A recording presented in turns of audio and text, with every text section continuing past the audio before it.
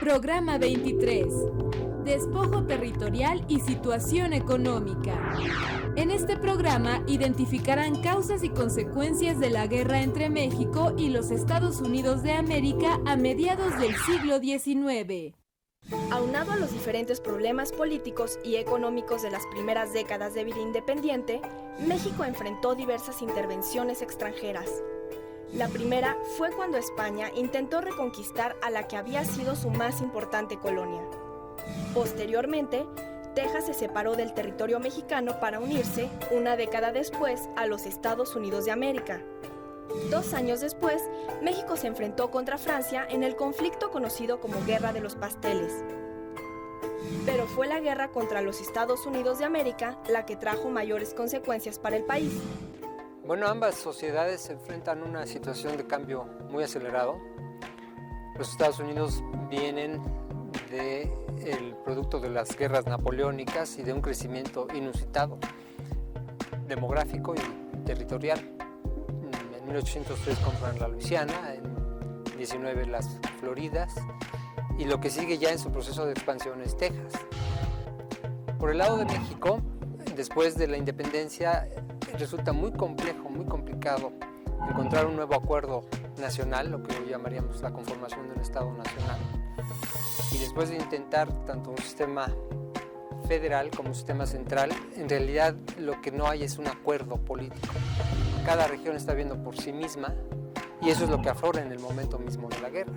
Entonces hay un regionalismo, una desarticulación generalizada y cada sector de la sociedad va a estar viendo por sí misma. Entonces algo que se puede definir es que en la sociedad norteamericana, con todas sus diferencias, van a lograr hacer un proyecto conjunto y desarrollar el conflicto en contra de México de manera unificada, a pesar de sus propias diferencias. En el caso de México, las diferencias, sobre todo políticas, van a prevalecer y la falta de unión pues es lo que va a estar presente en cada uno de los momentos críticos de la guerra. Los Estados Unidos representan una revolución demográfica. En el siglo XIX se duplican, cuando vemos en la primera mitad, cada 20 años. En 1800 son 5 millones, en 1820 son 10 millones y en 1840, cuando van a enfrentar a México, son ya 20 millones. En cambio, México, lo que había sido la Nueva España, pues está en una situación muy estable desde el punto de vista demográfico. Ese va a ser un aspecto decisivo al momento del enfrentamiento en la zona de la frontera, porque efectivamente hay una disparidad enorme que aflora desde la organización de las colonias en Texas hasta el desarrollo mismo de las batallas y los combates en el momento de la guerra. Por otra parte, la sociedad norteamericana, como dije, fue beneficiaria especialmente de las guerras napoleónicas, de la Revolución Francesa, porque hicieron negocios con ambas partes, con los británicos y con los franceses. Entonces representan un crecimiento económico inusitado. Entonces hay un proceso de sustitución, podríamos decir, de la estructura económica de la colonia española con la penetración de nuevos intereses extranjeros, británicos, más tarde franceses y desde luego norteamericanos. El 14 de septiembre de 1847, la Ciudad de México cayó en manos del invasor estadounidense. Escuchemos el testimonio de una persona de esa época. La guerra pública terminó el tercer día de la ocupación, mas no así la privada, que presenta un carácter verdaderamente espantable. El ejército enemigo merma diariamente por el asesinato sin que sea posible descubrir a ninguno de sus ejecutores. El que sale por los barrios o un poco fuera del centro es hombre muerto. El palacio y casi todos los establecimientos públicos han sido salvajemente saqueados y destrozados. Le remito unos impresos para que los conserve como monumento de la inocua y para nosotros vergonzosa dominación de los americanos.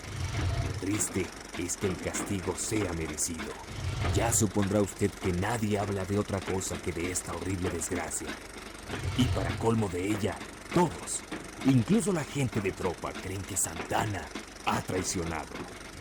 Yo me resisto a creerlo, considerando que el lance puede explicarse sobradamente con la inepcia y cobardía de nuestros generales y jefes.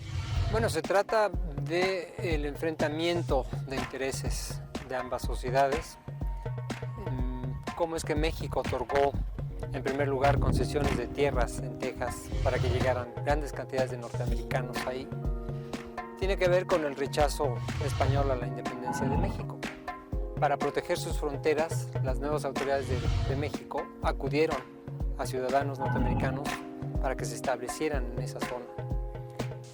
Para 1836, como ya sabemos, Texas acabó independizándose de México porque no están dispuestos a permitir ni el cobro de impuestos ni la restricción en los procesos de distribución de tierras en Texas. Independientemente del sistema político que existiera en México, si era república federal o central, eso era irrelevante. En realidad lo que los norteamericanos no querían entonces era que se les restringiera la capacidad de aprovechar los recursos. Por su parte, para 1846 la sociedad norteamericana ya está muy embalada, no nada más en Texas, sino está empezando ya en la expansión hacia el Pacífico, en California específicamente. Realmente hoy podemos ver cómo la ocupación de California podría haberse llevado a cabo sin necesidad de un conflicto, pero el presidente Polk, a través de un proceso de expansión conjunta de norte y sur, prefiere y decide precipitar el conflicto.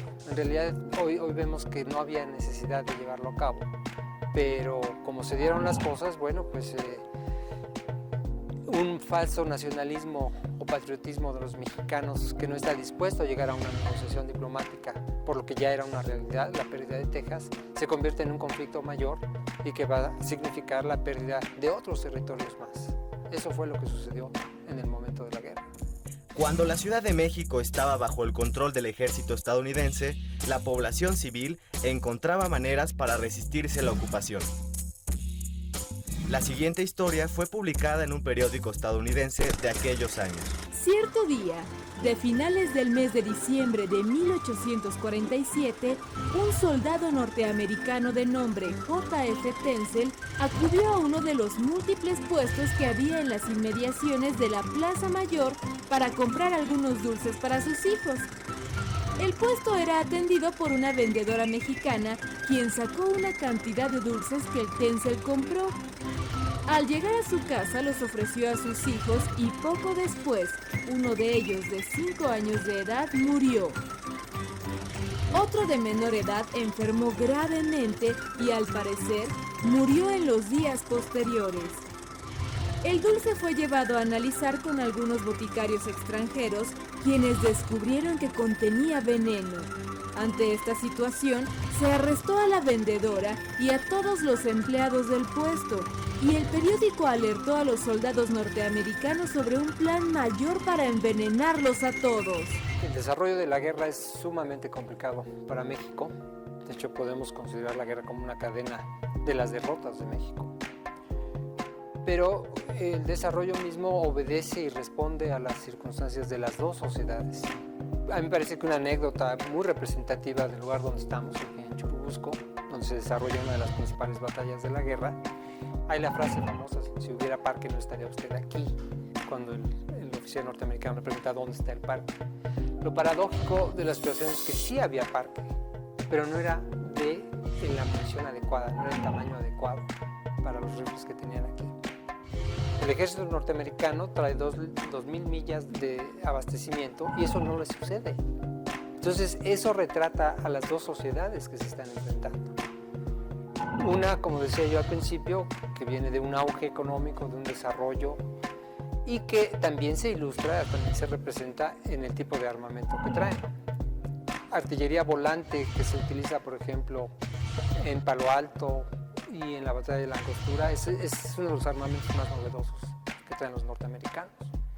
Pero también traen oficiales y militares de West Point, como Grant, como Lee, que muy rápido van a mostrar en la guerra civil de lo que eran capaces en la guerra civil norteamericana.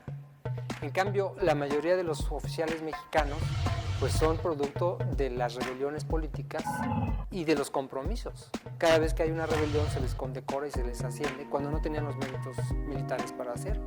Y eso se demuestra en la guerra. Entonces, a eso me refiero cuando digo el resultado de la guerra, las derrotas continuas, son un reflejo fiel de las dos sociedades. Las consecuencias que tienen para ambos países es una catalización de los grupos políticos, en los Estados Unidos la enorme adquisición territorial que van a tener de Texas, Nuevo México y California. En el lado de México también sirve para una catalización de los grupos políticos y que va a llevar finalmente a la guerra de reforma, es decir, una definición cada vez más clara entre los liberales y los conservadores y el tipo de país, el tipo de aprovechamiento de los recursos de la Iglesia que se quiere hacer en este país.